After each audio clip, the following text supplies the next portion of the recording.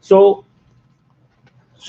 that's why I keep getting more and more knowledge every week, and I can produce new material every week and teach a new material, and we can add more information in the curriculum because we keep adding more and more information, because I keep reading and learning.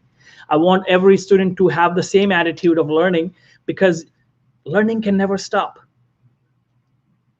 Remember, even if I, as a mentor, stop reading, I will forget things. I'll be left behind. I'll be left behind than rest of the world. So it's a lifelong learning. It's a lifelong journey. No doctor can say that I know everything about internal medicine. If you are an internist, if you are a family physician, you cannot say I know everything about family medicine. You gotta keep reading and studying every single day. Every single day. And that's why I highly recommend to all of you, when you start your residency, keep a pocketbook. Do I have my pocketbook here? No. Keep a pocketbook with yourself. If you're in the UK system, you can have Oxford. If in the US, you can have Davidson, any of those, whatever you like. And some people recommend that there is another book nowadays. I forgot the name. I think that's Harrison. I forgot the name.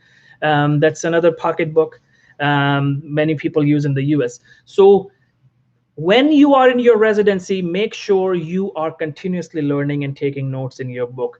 Mess that book up with your notes, with adding and writing things down, and forget about that, oh, my book will become dirty. You can buy a new book later if you want to keep a clean book, but make that book dirty, taking notes. Okay, you have a congestive heart failure patient, and you are looking at this patient, and you open the congestive heart failure page, and you're studying everything about congestive heart failure. Now you find something new that usually is not available. So you actually take notes. You take notes about that case.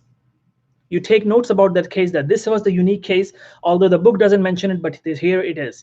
And the book mentioned this kind of drugs and medication that need to be given to the patient, but our chief resident or our consultant, he reduced the dose, he increased the dose. But why?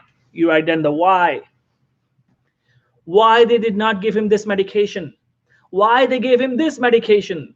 All this not written in the books, because guys, nothing can beat experience. Nothing can beat experience. No book can beat experience. So along with the book, you are learning experience, and you are learning from seniors. So take notes and keep the book with yourself all the time. And I keep my book all the time. This is my bedside book nowadays.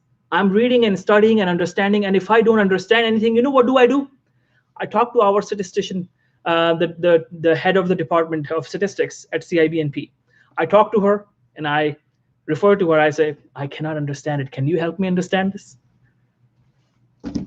Is there a shame? Is there a shame in learning? No. We all are here to learn. The moment you think you know everything, your decline begins. My mentor told me 20 years ago, exactly 20 years ago, he said, don't ever consider yourself as an expert or that you know everything. He said, the moment you think you know everything, your decline begins. The reason is you stop learning. When you think you know everything, you will not learn. If I think I know everything, I will stop learning. Why do you think Roger Federer keeps winning? Even when he's approaching his 40s, yes, almost 40, and he's still in top 3 in the world, he still keeps winning. Why does he keep winning? The first time he became champion, had he stopped learning, he wouldn't have become champion. The reason was that his body was becoming old. His body was becoming old. So he needed to learn more skills to balance the old age. Now he has more skills than he had when he became the champion first time. He has more experience, more and more experience, more and more skills. And he's learning and learning and learning. And the day he retires, he will still be in top 5. I can bet on that. I don't know how many of you know Roger Federer, a tennis player I'm talking about. Same thing with football. Same thing with Ronaldo, the football player. He keeps learning. He keeps learning, and you keep learning new skills, and there will always be something to learn. You can never say that I know everything. And the one who learns the most will become the champion.